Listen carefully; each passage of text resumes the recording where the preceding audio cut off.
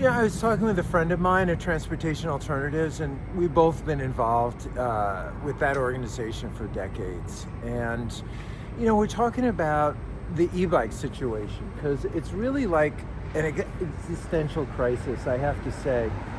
Um, how are we going to bring operators of motorized bicycles into the fold, so to speak, so that they're not creating such a huge safety issue, convenience issue, and sort of a psychic burden by, riding in counterflow, unpredictable ways that cause, a lot of stress and also produce injuries in traffic, not just among fellow cyclists, not just among pedestrians, but for the e-bike operators themselves.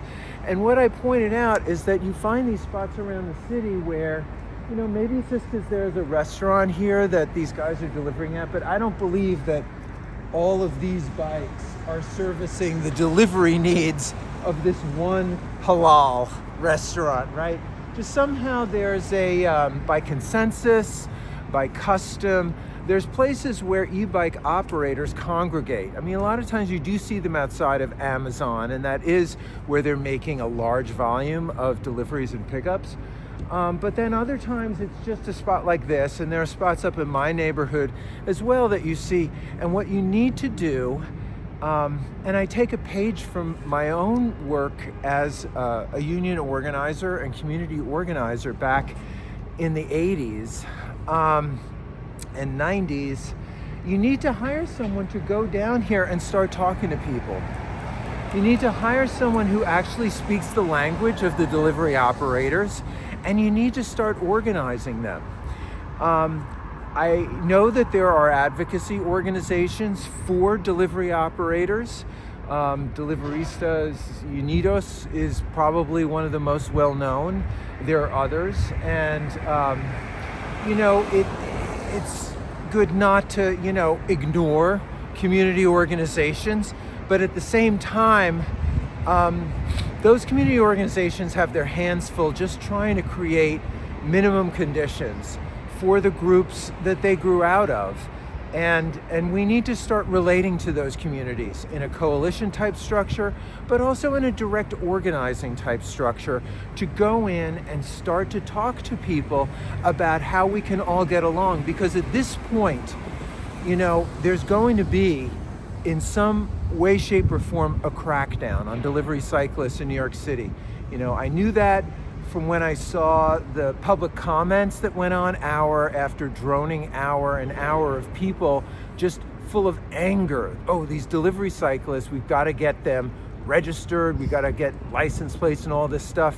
The fact is the New York City cycling community would like to grow and would like there to be kind of a shared understanding about what's okay and what's not okay on the streets. And the only way to do it is to communicate, not to pop up some law that, has everybody sticking what I think will be a meaningless license plate on their vehicle and then putting a cop on every corner to start pulling people over, cops who don't even necessarily have the skills or interest or attention span to distinguish a motorized bicycle from a non-motorized bicycle.